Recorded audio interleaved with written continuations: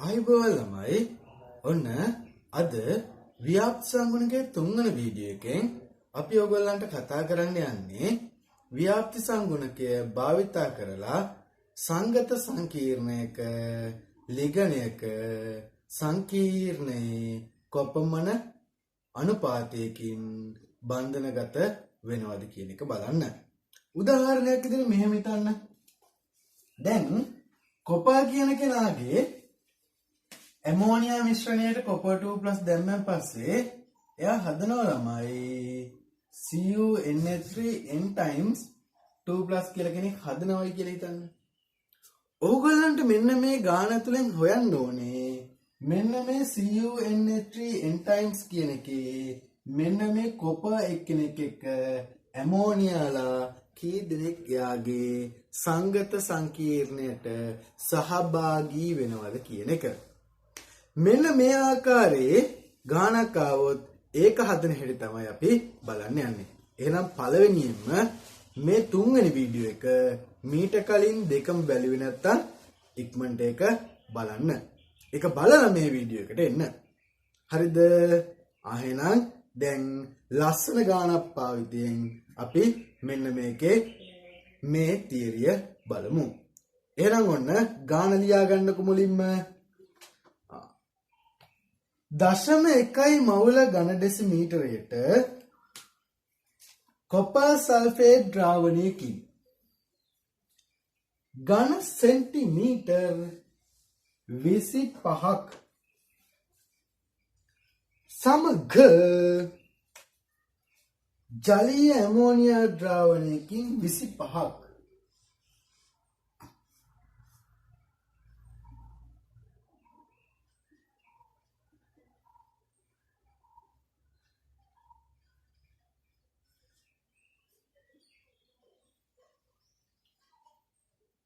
මිශ්‍ර කරන ලදී. මෙන් සෑදුණු තද නිල් පැහැති ද්‍රාවණය ට්‍රයික්ලෝරොමෙතේන් 50ක් සමග හොඳින් සොලවා එක්තරා උෂ්ණත්වයකදී සමතුලිතතාවයට එළඹෙන්නට ඉඩ හරින ලදී. කාබනික ස්තරයෙන් ඝන සෙන්ටිමීටර 25ක් ක ඇති ඇමෝනියා උදාසීන කිරීමට 0.02 HCl 31.9ක් අයගන්න 0.02 HCl 31.9ක් අවශ්‍ය විය. තද නිල් පැහැති ජලීය ස්තරයෙන් 25ක ඇති ඇමෝනියා උදාසීන කිරීම සඳහා 1 මවුල ඝන ඩෙසිමීටරයට HCl ද්‍රාවණයකින් 20.8ක් අවශ්‍ය විය. ජලය හා ට්‍රයික්ලෝරොමෙතේන් අතර ව්‍යාප්ත සංගුණකය 25ක් බවද ජලයේ වැඩිපුර ඇමෝනියා දියවන බවද සලකන්න. දාන්න යන ළමයි පළවෙනි කොටස කාබනික ස්තරයේ ඇති ඇමෝනියා සාන්ද්‍රණය 2 ජලීය ස්තරයේ ඇති නිදහස් ඇමෝනියා සාන්ද්‍රණය 3 ජලීය ස්තරයේ ඇති සමස්ත ඇමෝනියා සාන්ද්‍රණය 4 කොපර් 2+ ඇමෝනියා අතර සංගත සංකීර්ණය සෑදීමට වැය වී ඇති ඇමෝනියා සාන්ද්‍රණය 5. සංකීර්ණයේ copper 2+ ඇමෝනියා අතර අනුපාතය ගණනය කරන්න. ආයාගන්න පළවෙනි එක කාබනික ස්තරයේ ඇති ඇමෝනියා සාන්ද්‍රණය, 2 ජලීය ස්තරයේ ඇති නිදහස් ඇමෝනියා සාන්ද්‍රණය, 3 ජලීය ස්තරයේ සමස්ත ඇමෝනියා සාන්ද්‍රණය, 4 copper 2+ ඇමෝනියා අතර සංගත සංකීර්ණයේ සෑදීමට වැය වී ඇති ඇමෝනියා සාන්ද්‍රණය, 5 සංකීර්ණයේ copper 2+ ඇමෝනියා අතර අනුපාතය. තේරුණාද? හරි නේද? එහෙනම් ඉතින් මේක හරි ලස්සන ගානක්. බලමු කොහොමද මේක හදන්නේ කියලා. කො බලන්න. මොකද්ද වෙන්නේ කියලා බලන්න ළමයි. මෙන්න මේක කොපර් සල්ෆේට් 25කට ඔයා ඇමෝනියා දානවලු මේ ගානේදී. දැන් කොපර් සල්ෆේට් ද්‍රාවණයට ඇමෝනියා දැම්මෙන් පස්සේ ළමයි මෙයා හදනවා සංකීර්ණයක්. ඔය සංකීර්ණය CuNH3 n times 2+ කියලා සංකීර්ණයක්. අපි මේ එන්නව දන්නවද?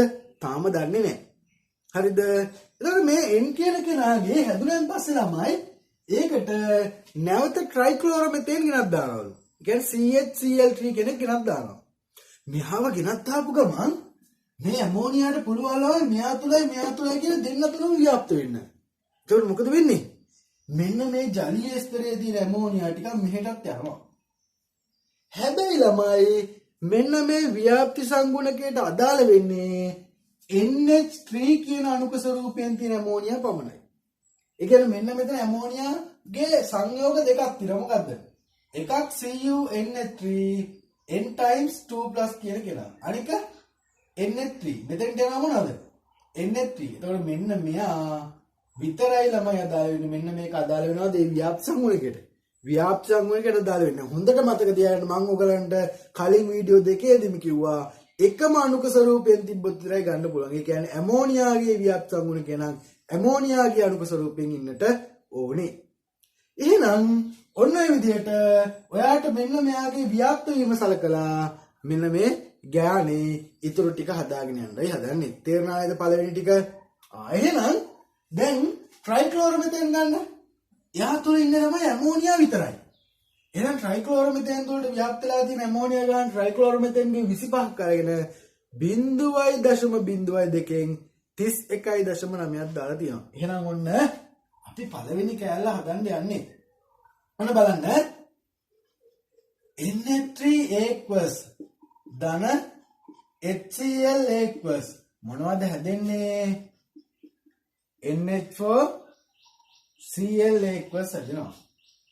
දැන් ඔහම NH3 HCl NH4 Cl දී එහෙනම් CHCl3 සඳහා වැය වූ HCl මවුල ගාන බලමු ළමයි. 0.02ක් ඉන්නේ 1000ක නම් වැය වෙලා තියෙන්නේ කීයද? 31.9යි. දැන් මෙයාගේ වැය වෙලා තියෙන ප්‍රමාණය 31.9යි ළමයි. මෙතෙන් එනවා 63.8 වතාවක් 10^5යි මවුල කියලා. ඔයාලට ඔය විදිහට HCl මවුල ගන්න පුළුවන්. දැන් ස්ට්‍රොයිකියෝමිතිය බලන්න. මේ දෙක අතර ස්ට්‍රොයිකියෝමිතිය බලවන් පස්සේ එකට එක නේද? එම නිසා CHCl3 25යි CM3ක ඇති NH3 මවුල ගාන ගන්න පුළුවන්. කීයද? ඒකමනේ. ආයෙ වෙනසක් තියනවද? නෑනේ. හරි ලේසි. ආයෙනම් ඔන්න 63.8යි. දැන් ඔයා ඔන්න ඔය ප්‍රමාණය දන්නවනේ ළමයි. මේ ටික දන්නවා කියන්නේ ඊළඟට ඔයාලට පුළුවන් ළමයි මෙන්න මේ ගොල්ලන්ගේදී ඔයාගේ CHCl3 තුල ඇමෝනියා සාන්ද්‍රණය හොයන්න. ඕම් බලන්න 63.8 වතාවක් 10^5ක් හිටියේ කීයකද? එයා හිටියේ 25ක. හැබැයි අපිට ඕනේ කීයක ළමයි? අපිට ඕනේ 1000ක. එහෙනම් කීයද එන්නේ? මෙයා අපි 4ෙන් වැඩි කරා නම් 4ෙන් වැඩි කරා නම් හරි. එහෙනම් මෙතෙන්ට 25යි, මෙතෙන්ට එකයි 40යි. එහෙනම් 638 වැඩි කිරීම 4. 638 4ෙන් වැඩි කරාම හරි. එහෙනම් 10^5යි. එහෙනම් එනවා ළමයි 2යි 3යි 5යි 1යි 25යි. එහෙනම් මෙයාගේ අගය එනවා ළමයි ඔයාට මෙතනදී වැඩි කිරීම 10^5යි මවුල ඝන ඩෙසිමීටර. ඉතින් මේක පොඩ්ඩක් හදාගමු.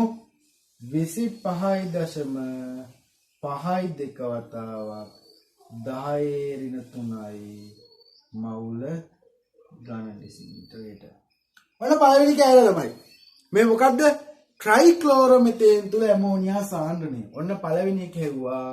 ඒ පළවෙනි එක කියන්නේ 25.52 වතාවක් 10^3යි මවුල ඝන ඩෙසිමීටරයට. දැන් එහෙනම් ඔන්න ඔක නවත්තලා ඊළඟ ගානට යන්. ඊළඟ කොටස මොකද්ද? ජලීය ස්තරයේ ඇති එයාගේ නිදහස් ඇමෝනියා සාන්ද්‍රණය. දැන් ඔන්න මේ අපි ගත්ත ළමයි ට්‍රයික්ලෝරොමෙතේන් තුල තියෙන ඇමෝනියා ප්‍රමාණය. ඔන්න මැකුවා. දැන් බලන්නකො එහෙනම් මේ ට්‍රයික්ලෝරොමෙතේන් තුල තියෙන ඇමෝනියා ප්‍රමාණය නම් ඔයා හෙව්වේ නිදහස් ඇමෝනියානේ. ඊට පස්සේ මොකද වෙන්නේ? මේ ට්‍රයික්ලෝරොමෙතේනුයි ජලය අතර ව්‍යාප්ත සංගුණකය භාවිත කරලා ඔයාට ඇමෝනියා ප්‍රමාණයක් හොයන්න පුළුවන් ළමයි. ඒක කොහොමද හදන්නේ? මෙන්න බලන්න. ජලය හා CH Cl3 අතර NH3 හි ව්‍යාප්ති සංගුණකය. ඕකාට දීලා තියෙනවා ළමයි ජලයයි CH Cl3 අතර ව්‍යාප්ති සංගුණකය ඔයාට දීලා තියෙන්නේ ළමයි NA25යි කියලා. එහෙනම් ඔය මොකද්ද? NH3 සාන්ද්‍රණය ජලය බෙදීම NH3 සාන්ද්‍රණය CH Cl3 තමයි 25. ඉතින් ළමයි මේවා CH Cl3 තුර දන්නවනේ. දැන් ගාන අමාරුද? නෑනේ. එහෙනම් NH3 සාන්ද්‍රණය ජලය තුල අගය අපිට ගන්න පුළුවන් 25 වැඩි කරන්න ඕනේ 25.52 වතාවක් 10^3යි මවුල ඝන ඩෙසිමීටරයට. දැන් ළමයි ඔන්න ඔක ගත්තන් පස්සේ ඔයාලට මෙන්න මේකේ NH3 සාන්ද්‍රණය ගත්තන් පස්සේ මේ දෙක වැඩි කරන්න පුළුවන් 25.52 එහෙනම් එනවා 0.6යි 3යි 7යි 5 මවුල ඝන ඩෙසිමීටරයට කියලා.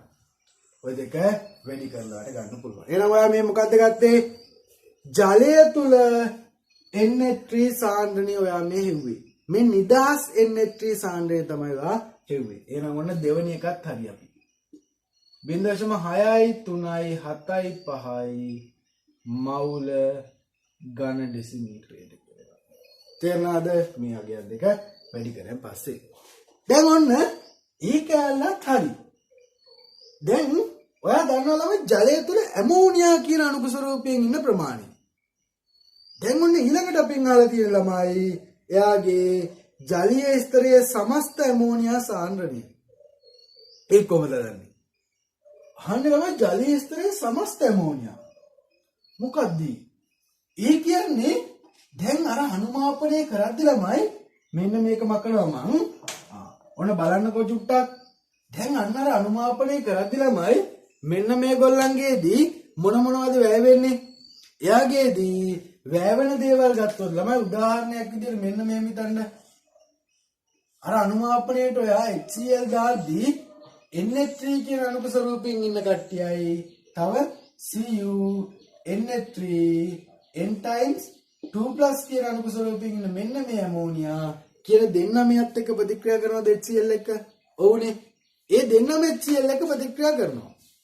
එතකොට මෙන්න මේ දෙන්නම ප්‍රතික්‍රියා කරන නිසා එයාගේදී වැය වෙන්නේ ඔන්න දෙගොල්ලම. ඒ කියන්නේ කවුරුද? මෙතන නිදහස හිටියා. ඒ ටිකනොත් වැය වෙන්න ඕනේ.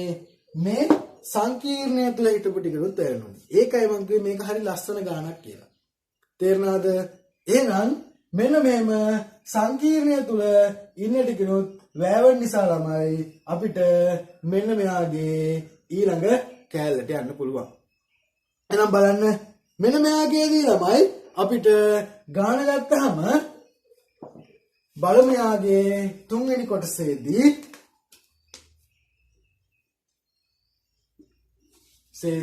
ප්‍රතික්‍රියාව තුන්වෙනි කොටසේදී ප්‍රතික්‍රියාව වෙන්නේ ළමයි Na3 aqueous ධන HCl aqueous ප්‍රතික්‍රියා කළ මොනවද හැදෙන්නේ ළමයි NH4Cl aqueous හැදෙන්නේ.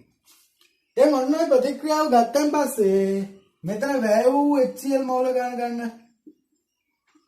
වැය වූ HCl මවුල ගාන කියලා ළමයි ඔන්න ආවා ඔයාට එකක් ඉන්නේ 1000ක නම් 20.8යි. කීයද? 20.8 වතාවක් 10 ඍණ 3යි මවුල. ඉතින් හරි සිම්පල් නේ. මේ බලන්නකෝ. මෙයා 20.8 වතාවක් 10 ඍණ 3යි දාන් මේ 25කට වැයෙච්ච මුළු HCl ගාන. ඉතින් NH3 ගානත් මොකද වෙලා තියෙන්නේ? ඒ ගානම තමයි. එම නිසා ජලීය ස්තරයේ 25 cm 3ක ඇති Na3 මවුල කීයද? 20.8 වතාවක් 10 ඍණ 3ම තමයි. ඉතින් සිම්පල්. ආයෙත් දැන් ජලීය ස්තරයේ 25ක තියෙන Na3 මවුල ගන්න ඕක නම් ඉතින් යාට ජලය තුල Na3 සාන්ද්‍රණය වන්න පුළුවන්. 10 ඍණ 3ක් හිටිය 25ක අපිට ඕන කීයකද? 1000ක. ඔන්න බාණ්ඩකේ නම් මෙයා කීයද? 25 මේක හතරෙන් වැඩි කරා නම් හරි. එහෙනම් ඔන්නාට එනවා 2යි 3යි 8යි. 0.8යි 3යි 2යි මවුල ඝන ඩෙසිමීටරයට කියලා. ඔන්න එහෙනම් ඔයා තුන්වෙනි කෑල්ලත් ඉවරයි ළමයි. එහෙනම් මොකද්ද තුන්වෙනි කෑල්ල තියෙන්නේ? 0.8යි 3යි 2යි මවුල ඝන ඩෙසිමීටරයට. එහෙනම් දැන් කෑලි තුනක් ඉවරයි. අපි මොන මොනවද මේක හොයාගත්තේ? CHCl3 තුල සාන්ද්‍රණය හෙව්වා. ඊට පස්සේ ජලය තුල නිදහස් සාන්ද්‍රණය හෙව්වා. ජලය තුල සමස්ත සාන්ද්‍රණය හෙව්වා. දැන් ළමයි මේකේ පරිමා එකයි නේද? මෙයාගෙත් 50යි මෙයාගෙත් 50යි නේද? පරිමා සමාන නම් මවුලයි සාන්ද්‍රණය අනුලෝමයි කියේ නේද? එහෙනම් ඔන්න මම මෙන්න මේක පොඩ්ඩක් මැකුවා. දැන් මෙන්න මෙහෙම හිතන්න. මෙයාගේදී මෙන්න මේ copper dye CuNH3 n times 2+ කියලා කියන ඇමෝනියා කියන කෙනාගෙන් CuNH3 n times 2+ කියන කෙනාගේ ඇමෝනියා කියන කෙනාගේ මුළු සාන්ද්‍රණය ළමයි මේක. හැබැයි අර නිදහස් ඇමෝනියා ටික මෙන්න මේක. ඉතින් අර CuNH3 n times 2+ ගා කියලා කෙනා ගාව ඉන්න ඇමෝනියා ගාන කොච්චරද? ඒ ඇමෝනියා ගාන අපිට හොයන්න පුළුවන් ළමයි CuNH3 n times 2+ තුල ඇති NH3 සාන්ද්‍රණය. කොහොමද දන්නේ? සමස්ත NH3 සාන්ද්‍රණයෙන් අඩු කරනවා එයාගේ නිදහස් NH3 ගේ සාන්ද්‍රණය. ඉතින් මේ සමස්ත කීයද? 0.8යි 3යි 2යි. එකෙන් අඩු කරන්න ඕනේ කීයද? 6යි 3යි 7යි 5යි මවුල ඝන ඩෙසිමීටරයට. ඔන්න බාණ්ඩක එහෙනම් මෙයාගෙන් මේක අඩුවෙන් පස්සේ 0.8යි 3යි 2කින් 0.6යි 3යි 7යි 5ක් අඩුවෙන් පස්සේ ළමයි මෙතෙන්ට 5යි 4යි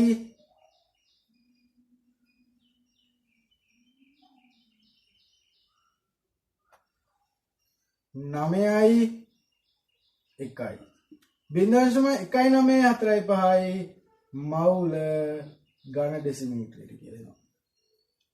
තේරුණාද? දැන් ඔන්න විදියට ඔයාලට මෙන්න මේ අගය ගන්න පුළුවන්. දැන් අපි බලමු copper 2+ ගේ සාන්ද්‍රණය. ඊළඟට අපි අහලා තියෙන්නේ copper 2+ ගේ සාන්ද්‍රණය copper 2+ ඇමෝනියා අතර අනුපාතය ගන්න එක. මෙන්න ළමයි හතරවෙනි කොටස අපි ඉවරයි. දැන් පස්වෙනි එකත් අපි මෙහෙමම හදමු. එහෙනම් මෙන්න පස්වෙනි එකට යන්නේ. copper 2+ මේ හැදුවේ 4. ඒ කියන්නේ සංකීර්ණය තුළ ඇමෝනියා සාන්ද්‍රණය. එහෙනම් copper 2+ ගේ සාන්ද්‍රණය හොයමු.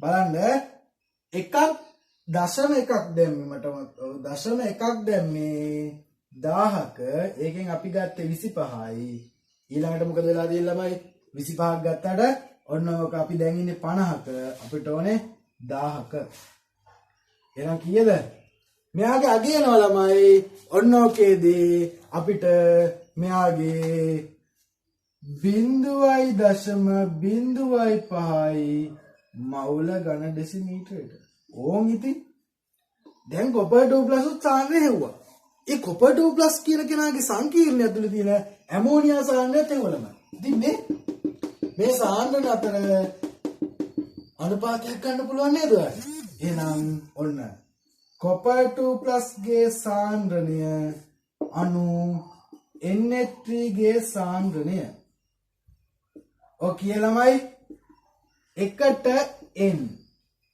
එහෙනම් ළමයි එකට n සමානයි 0.05යි මවුල ඝන ඩෙසිමීටරයට අණු 0.1යි 9.45යි මවුල ඝන ඩෙසිමීටරයට එහෙනම් එකට 3.8යි 9ක් කියලා එනවා.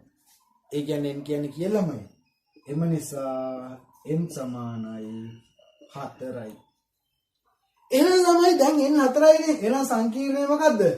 සංකීර්ණය වෙන්නේ ළමයි ඔයගොල්ලන්ට කියන්නට පුළුවන් සංකීර්ණය විදියට මෙන්න මෙයාගේ CuNH3 4 times 2+ කියලා. එන ඔන්න ඔක තමයි සංකීර්ණ වීම මොකද්ද? ටෙට්‍රාඇමීන් කොපර් 2 අයන්. එහෙනම් දැන් ඔයා මෙන්න මේක හෙව්වනේ. දැන් මේක හෙව්වේ මොනව භාවිතා කරලාද? සාන්ද්‍රණ භාවිතා කරලා ළමයි.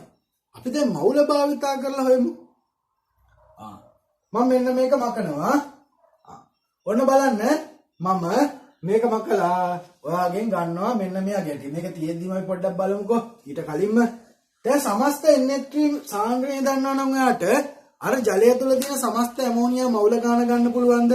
පුළුවනි. ඊළඟ නිදහස් ඇමෝනියා සාන්ද්‍රණය දන්නවා නම් ඔයා ඒ ජලීය ද්‍රාවණයේ තියෙන නිදහස් ඇමෝනියා මවුල ගාන ගන්න පුළුවන්ද? පුළුවනි.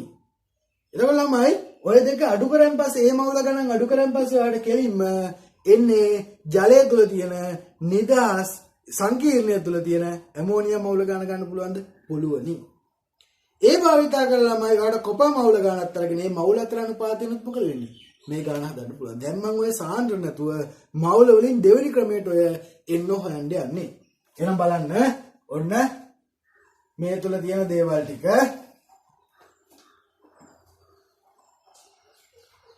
අපි කලින් වගේන්ගෙන් හොයාගත්තනේ ළමයි. ඔන්න බලන්නකෝ එහෙනම්. මේ අනුව ළමයි මම පළවෙනියෙන්ම බලනවා මෙයාගේ ඒ අගයන්ගේදී අපිට හොයාගන්න පුළුවන් ළමයි මෙන්න මෙයාගේදී සමස්ත NH3 මවුල ගණන මේ කාගේද? ජලීය ස්තරේ. මේ අපි පස්වෙනි එකට දෙවෙනි ක්‍රමය හදන්නේ ඈ. පස්වෙනි එකනේ පස්වෙනි එකේ දෙවෙනි ක්‍රමය මේ. අරකම තමයි බලන්න අන්තිමට මොකද්ද වෙන්නේ කියලා. එහෙනම් 0.8යි 2ක් ඉන්නේ 1000ක නම් ළමයි අපිට ඕනේ 50ක මවුල ඝන ඩෙසිමීටරයට. ඔන්න යාගේ මෙන්න මෙතන ඉන්න මවුල ගාන. දැන් 50ක් ගත්ත ළමයි. ඒ ජලීය ස්තරේ 50යි පරිමාව. ඒ නිසා මොකද ඉන්නේ 50ක ගන්න ඕනේ. ඊළඟට ඔයාලට එහෙමම ගන්න පුළුවන්. එයාගේ නිදහස් NH3 මවුල ගණන. කො කියන්න බලන්න නිදහස් ඇමෝනියා ගාන කීයද? 0.6යි 3යි 7යි 5 ඉන්නේ 1000ක නම් ඒත් 50ක මවුල ඈ ළමයි මවුල. දැන් ඔන්න මේකෙන් ඔයාලට සංකීර්ණය තුල තියෙන ඇමෝනියා ගාන ගන්න පුළුවන්. තේරුණාද? ලස්සනයි නේද ගාන? සංකීර්ණය තුල ඇති NH3 මවුල ගණන කීයද? 0.832 ඍණ 6.375 බෙදීම 1000 වතාවක් 50යි මවුල. ඔන්න ඔය තමයි වාටෙන්නේ. දැන් මෙන්න මෙතන 50යි මවුල කියලා ආවල් ළමයි. දැන් ඉතින් ඕක පොඩ්ඩක් හදාගමුකෝ. හදාගත්තන් පස්සේ කොහොමද එන්නේ? ඔන්න ඔකේදී එනවා ළමයි මෙන්න මෙයාගේ අගය 0.19යි අපිට කලින් ආවා වගේමයි 1.9යි 4යි 5යි වතාවක් 50 බෙදීම 10යි මවුල.